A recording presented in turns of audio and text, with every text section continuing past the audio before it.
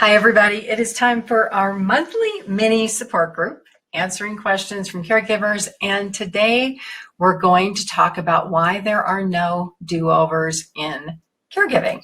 I'm going to start the slideshow, but I did want to let you know I am here live. I will end up in a little picture in the bottom of your computer screen while we go through the slides. Bear with me for just a moment while I get them started. There we go. Okay, so today we are talking about why there are no do-overs in caregiving, but I want to go over the basics again of the benefits of caregiving support.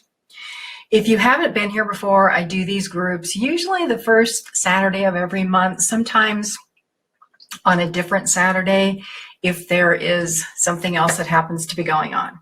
So if you look at the slide, the benefits of online support, there are 4. Solutions to common caregiving problems, no silly questions. You can interact with other caregivers who understand, who will not judge you. Also, gain confidence, learn new skills, feel better about making decisions for yourself or for a loved one. And then there's a little bit of socialization, camaraderie, and fun. I also have a group on my Facebook page. My Facebook page is Pamela D. Wilson.page. On there, you'll see a group, the Caregiving Trap. You can join that. I do daily live videos on Facebook, and those videos get posted into the group. I also do a radio program on Wednesday nights. It is called The Caring Generation. And depending on where you are seeing this webinar, if you're on my YouTube page, links to the past shows are there. You can listen to the podcasts. If you go to my website, which is PamelaDWilson.com, there's a bar at the top. If you click on media and scroll down, there is a link to the Caring Generation radio program. All of the podcasts are there along with a show transcript, which means if you prefer to read, you can read the show. If you want to listen, you can listen to the show. And the show's available on all of the major distribution sites. So if you have iTunes or Google Podcasts, there's also an app in the Google Play Store for the Caring Generation radio show. It airs every Wednesday night, 6 p.m. Pacific, 7 Mountain, 8 Central, and 9 Eastern. And we talk a lot about caregiving problems and health issues. I have wonderful experts on. So let's talk about caregiving dread. Caregivers, after a period of time, become what I call hypersensitive. We worry about everything. The phone rings and we're thinking, oh my gosh, what is it going to be now? I used to imagine that my phone would ring in the middle of the night. So I would be in a deep sleep and I would wake up and I would think, oh my gosh, my phone must be ringing. Someone must be calling. It must be some emergency. And that was because I was a professional caregiver for more than 20 years. I did get calls at 3 in the morning. I did get calls at 5 in the morning, mostly about client emergencies, falls, clients having to go to the hospital, other types of issues. That was my life for 20 years. Now I focus on helping caregivers with education, with learning about all the things that you can't even imagine happen in caregiving. Other aspects of caregiving dread. So it's the stress of you're driving to your parents' home, and as you get there, you become more stressed and more anxious because you don't know what you are going to expect when you get there, or you're going because you're planning to have a difficult discussion about something. Also, caregivers worry about making mistakes, and that's mainly because in caregiving, there are so many unknowns. Caregivers are not trained to do medical type tasks or hands-on care, although that is part of caregiving. And if you haven't learned those types of things, it's probably coming down the road. I was talking to a financial planner the other day about all the things that happen in caregiving because he asked me a question about his clients. And I explained that a caregiver asked me this week, they said, How can I be proactive about things that I don't even know are going to happen? That is the million-dollar question. I wish I could answer that for everyone. And I imagine that most of us wish that we knew that for everything in our life, not only caregiving and aging. But for caregivers, that is my value to you. Because I have lost a sister, a brother, both of my parents, because I've been a caregiving expert for 20 years, I know what happens. My goal is to help you be preventative today so those things don't happen, or so that they can be better managed, so that you're not having all of these unexpected ups and down situations that can honestly make us feel like we're losing our minds. So why there are no do-overs in caregiving, and I talked about responding to emergencies and watching the health of our aging loved ones progress. Initially, they may be fairly healthy. And then over time, a diagnosis happens, other things happen that make care more difficult and that make us learn to do hands-on care and medical care. And when I talk about medical care, what I really mean is simple things like taking blood pressures, taking blood sugars. Maybe you have to change and clean a catheter bag. Maybe you have to learn how to use a lift, a Hoyer lift, a pivot lift, an easy pivot lift, because your loved ones can't stand and you are too small to be able to lift them. So there are things that we learn as caregiving needs progress. Being a good caregiver, aging successfully, and getting better than average care from the medical system and the healthcare system. It doesn't happen by accident. It doesn't happen overnight. We don't wake up one day and think, oh my gosh, I'm an amazing caregiver. I've learned all of this stuff.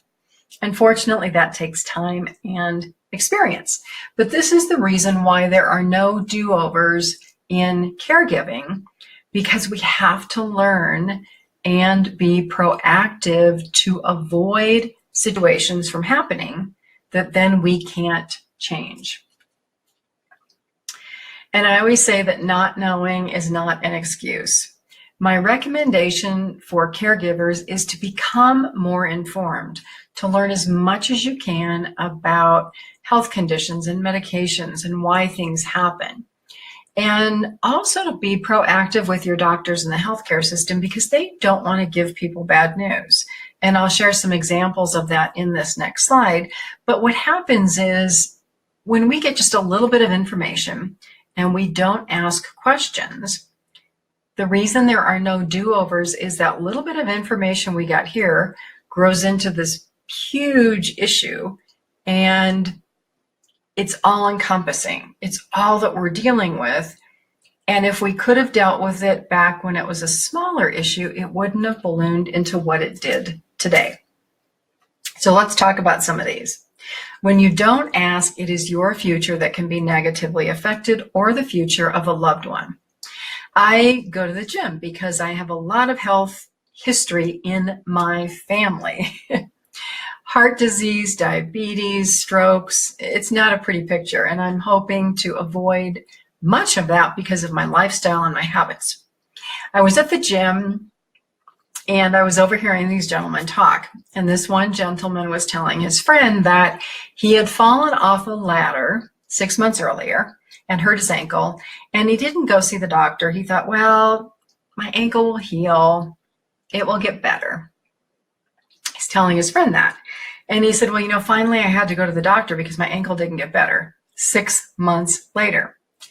The doctor told him that if he would have come in right away, they could have taken care of the ankle issue.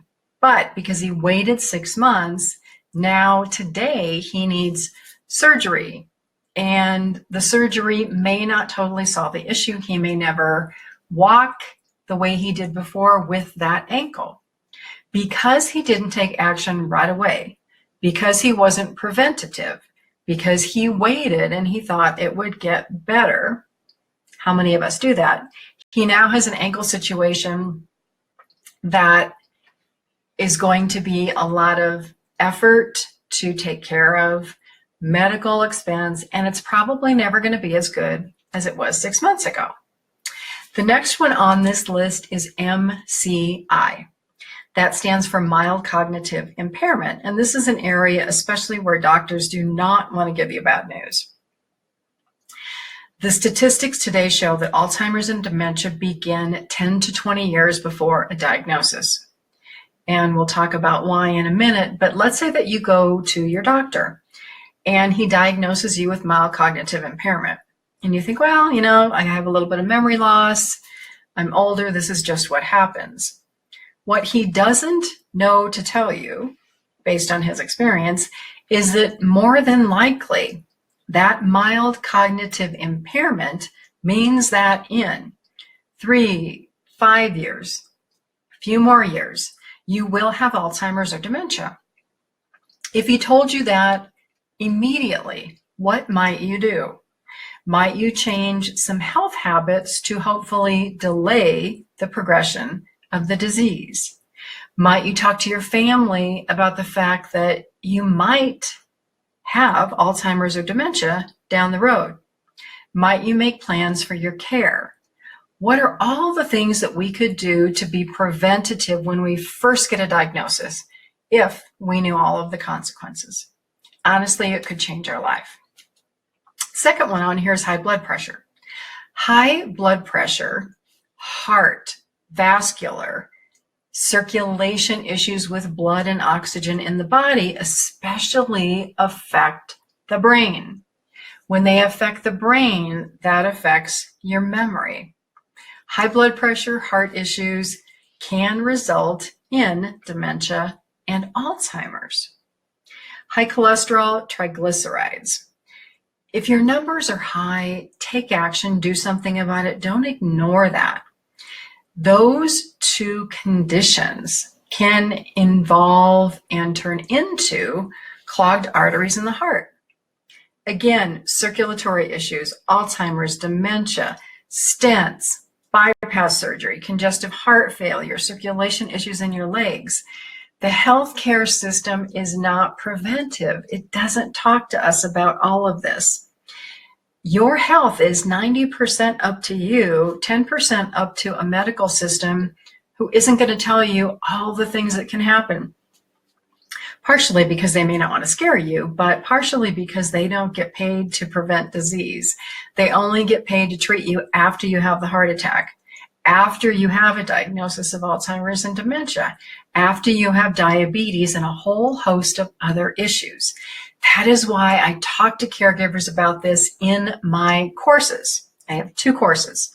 The first one is called Stay at Home. The second is Power of Attorney. I'll show you links to where you can find information about those courses in a few minutes. So the question is, do you know what happens from a very simple diagnosis that is very small over here that grows over here to be significant and to affect your life so significantly? A caregiver told me yesterday that she realized that she hadn't taken very good care of herself.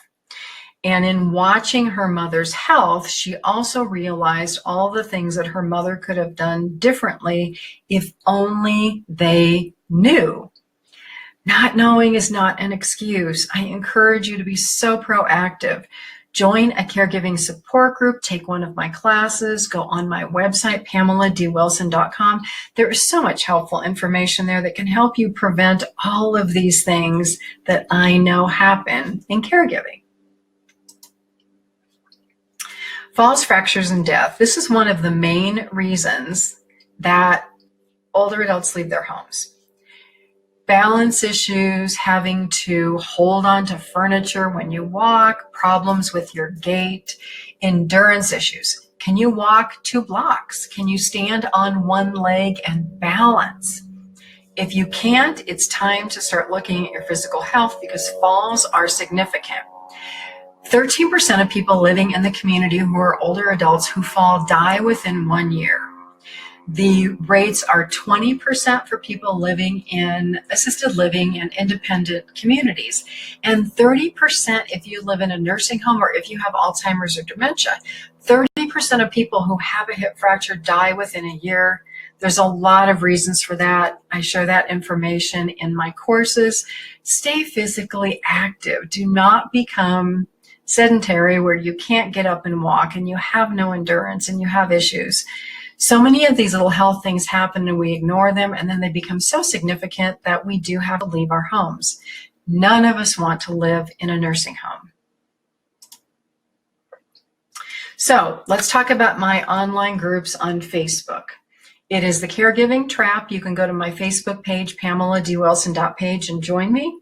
This group is here every month. The webinar replays go out there so that you can watch them, but if you want to join live, there is a link here that you can click. You can sign up. You'll get an email reminder. You can join me live and post questions in the chat or ask questions live. Next one is my website is PamelaDWilson.com. I also have a channel called Caregiving TV on Roku. So if you have access to Roku, search for Caregiving TV. You can put it into your feed, and every time I post new videos, you will get access. There's a link to my radio program here, but if you go to my website, PamelaDWilson.com, or if you search for the Caring Generation radio show for caregivers, you should be able to find the information. This is information about my two courses. Stay at Home is a preventative course and a, oh my gosh, this happened, what do we do now course. It's very thorough. It talks about all of the things to do to maintain your health, to help aging parents stay at home so that you can avoid expensive care costs, avoid going to nursing homes. It's all of the things that caregivers more than likely don't know. My Power of Attorney course is for people who either are looking to complete their power of attorney documents, or you are a power of attorney and you need to act for someone, or you're the person who just appointed a power of attorney and you want to make sure that they know what their responsibilities are. They're both great courses. They are all online just like this. They all have live support groups just like this, and a lot of helpful information and education. Questions for these programs, you can email them to me, the slide inquiry for Pamela at PamelaDWilson.com. Check out my website, join me in my Facebook group, watch my live videos. I'm here to help caregivers and aging adults be preventative and solve caregiving problems. I will see you next month in another support group. Have a fabulous month.